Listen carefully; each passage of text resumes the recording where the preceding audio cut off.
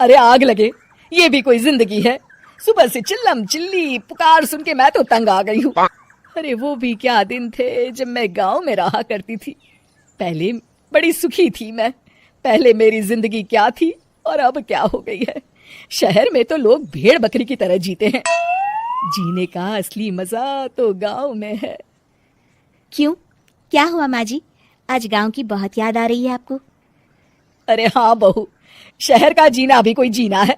लोगों की आधी जिंदगी तो सड़कों के ट्रैफिक में निकल जाती है और यहाँ रखा ही क्या है।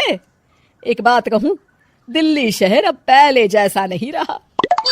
क्या माँ, जब देखो गांव के गुणगान गाती रहती हो। ठीक है, इस बार ना बच्चों के कॉलेज की छुट्टियों में हम सब गांव चलेंगे, ठीक है? हाँ, ये ठीक है। फिर कुछ दिनों के बाद सारा परिवार अपने गांव चला जाता है। अरे वाह, कितनी ताजी और साफ हवा है, कितनी शांति है यहाँ। चल बहू, अब बढ़िया सा खाना बना दे, मजे से आंगन में बैठ के खाएंगे। सुशीला गांव का माहौल देख बड़ी खुश होती है। 2 दिन के बाद गांव की कुछ औरतें सुशीला के घर आती हैं। बड़े दिनों के बाद गांव आई है सुशीला। हमें तो लगा कि तू शहर जाके गांव को भूल गई। और बतिया, तेरी बहू कैसी है? जरा मिलवा तो उससे। अरे मेरी बहू तो लाखों में एक है। बड़ी किस्मत वाली हूँ मैं जो मुझे जानकी जैसी बहू मिली है। हमेशा मेरी सेवा में लगी रहती है और आज तक कभी पलटकर जवाब नहीं दिया उसने। सुशीला की बातें सुनकर सभी औरतें हंसने लगती है।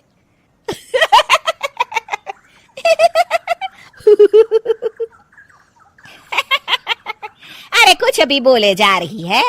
तबीयत तो ठीक है? तेरी बहू चांद से आई है क्या?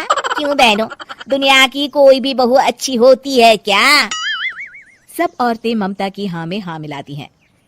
अरे मैं तो कहती हूँ दुनिया की हर बहू सास का खून चूसने वाली डायन होती है, डायन। मैं तो एक बिल में 1000 सांप के साथ रह सकती हूँ, लेकिन अपनी बहू के साथ नहीं रह सकती। हाँ, तूने सही कहा। मेरी बहू तो तेरी बहू से भी 2 कदम आगे है। सब औरतों की बातें सुनकर ममता मन ही मन बड़बड़ाती है। अरे ये गांव सुधर गया, लेकिन औरतें नहीं सुधरी। अगर थोड़ी देर और इनकी बेवकूफी भरी बातें सुनूंगी तो मैं सच में पागल हो जाऊंगी। फिर सुशीला उन औरतों को घर से दफा कर देती है और राहत की सांस लेती है। अरे बहू, जरा बाम लाके मेरे सर पर तो लगा दे। उन औरतों की फालतू बातें सुनकर मेरा सर चकरा गया है। इस गांव की औरतों का तो भगवान ही मालिक है। फिर अगले दिन सुशीला की सास उससे कहती है, अरे बहू, तू यहाँ क्या आराम फरमाने आई है? आखिर ये तेरा ससुराल है। चल चल, घर के कामों में हाथ बटा। शहर में कुछ काम धाम तो करती नहीं है। जरा अपने आप को तो देख, कितनी मोटी हो गई है। सारा दिन घर का काम करने के बाद शाम को सुशीला, हाय मेरी कमर, हाय मेरे पैरों ने तो जवाब दे दिया। आज तो मुझसे मक्खी भी न मारी जाएगी। अरे बहू, जरा आकर मेरे हाथ पैर तो दबा दे। जी माँ जी, अभी आती हूँ। तभी सुशीला की सास जानकी को रोकते हुए कहती है, अरे रुक जा बहू, एक दिन काम करके इसको इसकी नानी याद आ गई। हम लोग तो रोज इतना काम करते हैं, कोई जरूरत नहीं इसके हाथ पैर दबाने की।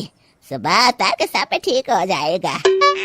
सुशीला अपनी सास की बातें सुनकर हैरान रह जाती है।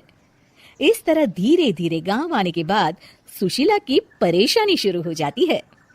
फिर एक दिन, अरे आज तो मैं कपिल शर्मा देखूंगी क्योंकि आज संडे है।